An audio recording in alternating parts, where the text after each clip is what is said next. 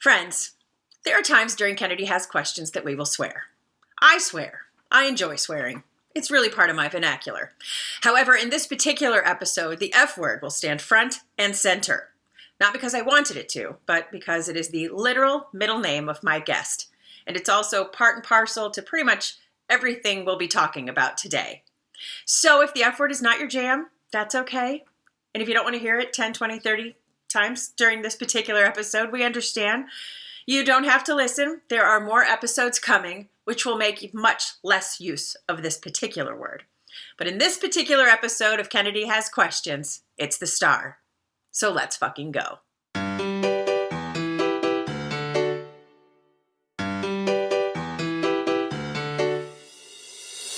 Today, Kennedy has questions about confidence. Can you manifest confidence by simply standing in front of a mirror and making it so?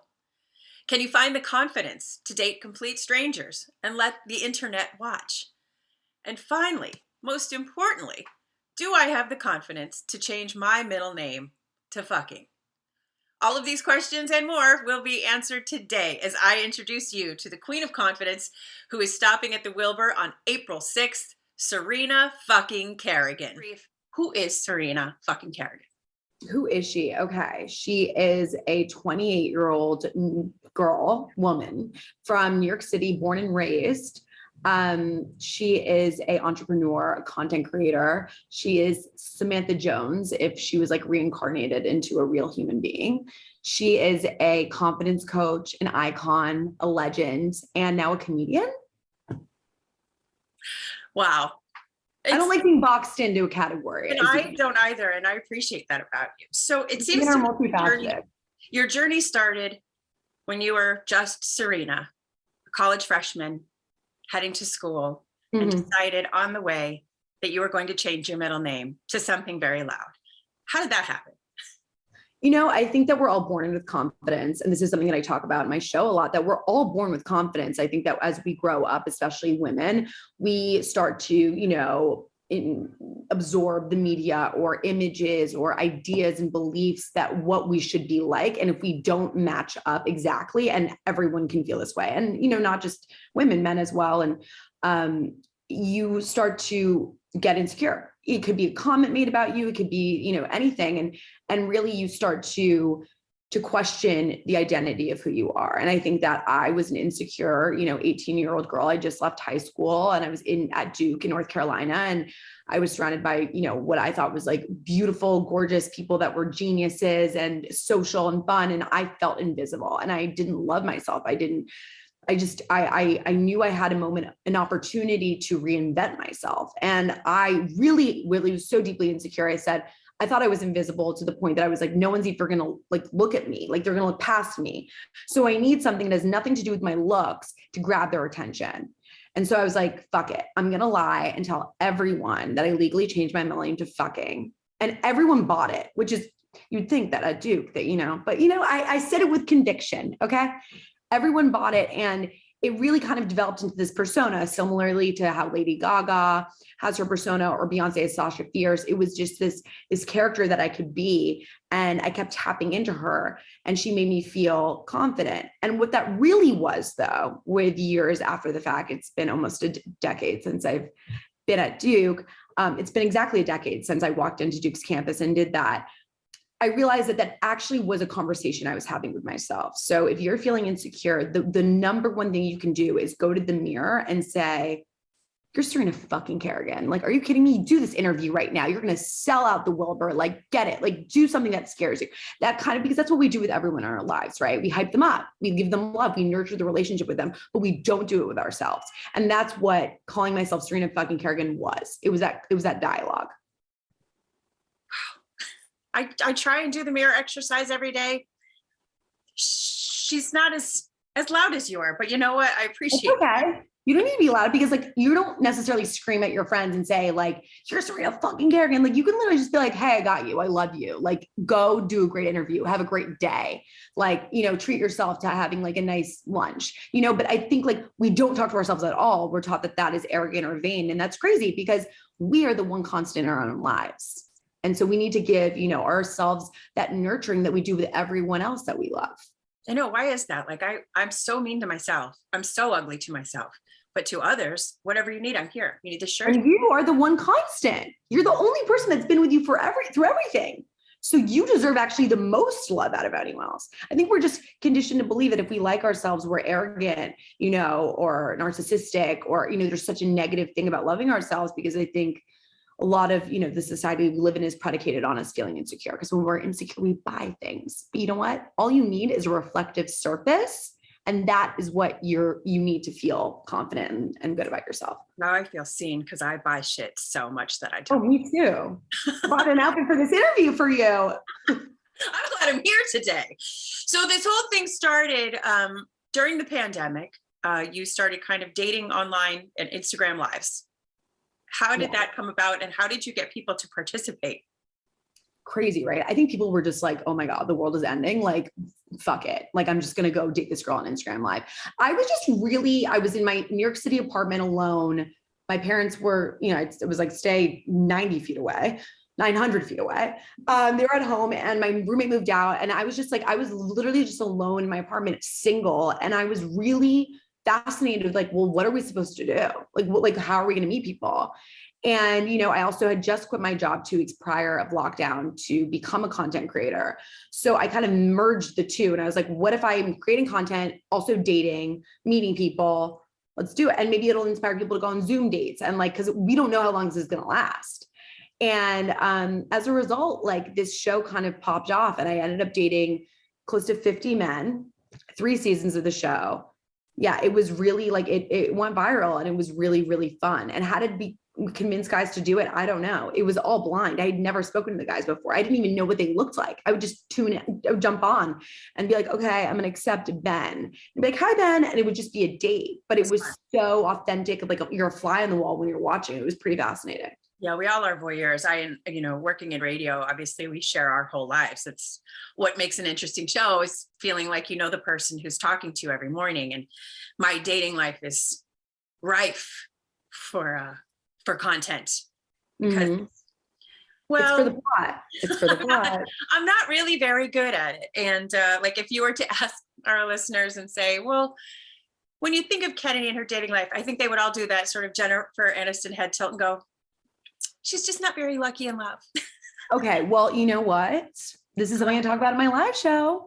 But if you say that, then you're deciding that. Sure. But saying like, I'm figuring it out. It's all for the plot. We're seeing where this takes me. Like, you have to approach it. Like at the end of the day, if you want to find someone, you will. But if you're like, I'm not good at dating, fuck it, then you're not good at dating. You decide. And by the way, like, I'm still single, so I can say that to you. Yeah, but you still go out and do the thing. And I have found that for me anyway, like doing Tinder, doing these things, it's work I don't want. Well, okay, why are you on Tinder? I don't know where else to go. Number one. No, we're getting off Tinder. Where? Tinder's for fucking, which, by the way, if that's what you want. No, let's get you on Hinge. Let's get you on Bumble. Let's get you on all the other apps. Oh, okay. Not Tinder. Yes. So the live show, April 6th at the Wilbur, tickets are still available now. What can folks expect? What happens? So the title of the show is called Do It for the Plot, which is something I created. It's a phrase. It's been going viral on TikTok now. It's basically about realizing that you are the main character of your life, and that every setback or every celebration, every humiliation, every rejection, every, amazing moment in your life, it's all about the plot of your life. And it's all a part of your journey. And that's why you don't like if you go on a bad date, it's like, okay, well, that was for the plot, that's okay, because it's going to teach me something about myself. So that is kind of like the overall message. I basically am showing you how everything in my life has led me to be the main character that I decided, because I am, and that you can too. And basically all of my sexcapades, my dating disasters, career flukes, a lot of things that seem pretty fucking negative, but I'm showing you that it's hilarious and it's a part of the story of my life. And so the show is broken up into 5 parts, my 5 commandments. And it's really like a show, I think, that blends, it's as if Tony Robbins and Chelsea Handler fucked and had a baby. It would be me. I love that. And now you're doing coaching. Yes, no, I did coaching during the pandemic. I was dating, I was coaching, I was doing a lot of Zoom. Let me tell you, that's why I'm so happy to be out, in the field on stage and meeting people that supported me, meeting new people. It's so fun to just be around like face-to-face connection. But yeah, I did a lot of confidence. I quit my job 2 weeks before the pandemic. I got scrappy. And because of my journey to confidence, I was like, wait, I've learned a lot of things here that are like super applicable to literally anyone. So fuck it. Like I need money. Like let's do these Zooms. If no one signs up, whatever. I ended up confidence coaching 150 women during the pandemic, ranging 14 years old to 60. And I changed every single one of their lives. So I was like, and actually I have this journal. Okay. And I started this during the pandemic. And today I was just like flipping through it, like whatever. And I wrote my goals, and I wrote this May 1st, 2020. And I wrote I said the first thing, sell out Madison Square Garden. Well, we're getting Wilbur, we're getting in that area. And then the second one was confidence comedy live tour across the country. I wrote that in 2020, that's something I wanted to do. And I'm doing it at the Wilbur. But that's the thing. It's like write down what you want as if it's going to happen. So you want to go on a great date, you want a boyfriend, girlfriend, whatever, you're saying it's happening, and it will. So it's very similar. So I'm just so excited for this. It's such an honor, truly. Wow. That just kind of hit me in a spot. Oh, let's see. Yeah. It's the same way. Like I've just, like this stupid little podcasty thing I'm doing right now. Like I've had this idea in my head for Kennedy Has Questions for years, but I've always felt like, I'm part of a team on the morning show, or, can I go and do something on my own? Will anybody care? And then when this came across my desk, and I was like, you know what, this seems like a perfect first place to start. And now I feel like, it was for a reason that you came across my desk, and all of these notes that I have and all of these things that I have are shoved into journals and books and things. And now I'm going to get them out and take over the fucking world. There you fucking go. You're building your empire. And by the way, the step one is don't ever call anything you do stupid. That was the first. No, it's your podcast. You're killing it. Look at you. You're meeting on right now for the first time. Like, I'm sorry. I thought this has just been your podcast for years. Nope. Like you're like literally. No, but it's so true. And that's the thing. You did it for the plot. You were like, I'm going to do this with Serena. You do it alone. You did it for the plot. And look what happened. Yep.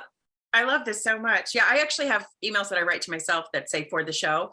I did actually a one-woman show a few years ago. It was only like 30 minutes long, but it was my life as it stands. And so whenever I get a new idea, so I have Gmails full of for the show. For the plot. There you go. There you go. And that's the thing. I feel so fucking empowered right now. I'm going to go run through a brick wall. So don't do that because I need you. But you know what I mean, figuratively. That feeling is what my show is. If you could encapsulate that, I feel so empowered. I could run through a brick wall. That's the show. Like watch it. You realize that like the tools are literally in your hands. Step one, talk to yourself in the mirror. Step two, don't fucking say anything bad about yourself. You're allowed to say, I feel a certain way. I feel shitty today. I feel nervous, anxious. Feelings go away. But when you say, I have an amazing podcast, you're deciding what the fuck that podcast is. Same way I was like, I'm the queen of confidence. Who decided that? Me. I love it. I love it so much. Well, I just wish you so much success. I can't wait to use my card games. Kennedy, you fucking crushed this. And thank you for making this so fun for me as well. I can't wait to see you on the 6th. So hey, me too. I'm so excited. You better be front row. Okay. Just save me a little reserve spot for Done. Kennedy's corner. Okay. Let's go. Let's fucking go. Well, Serena, thank you so much. And if people want more information, where can they go? They can go, please buy tickets. You can go to letsfuckingdate.com. We have them there. You can go to Ticketmaster, right? Do it for the plot. Come to my Instagram, my TikTok, Serena Kerrigan. I want to see you. I promise you, I'm going to change your entire fucking life, and you're going to laugh, maybe cry, but you'll leave feeling refreshed and ready to take over the world. Let's go do it. Well, thank you so much. I wish you all of the best, and I'll see you next week. Thank you so much, Kennedy. You crushed it. Let's go. Let's go. Bye. Bye. So, did I find confidence? Maybe a little. I feel pretty confident right now. Will I look in the mirror and tell myself so every day? I'm going to try my best. Do I think I can still date and let people watch? Well, that's pretty much my job. And do I think I'll change my middle name to fucking? Not right now. but never say never. So join me next time when I will ask a question and find someone who can try and answer it for me.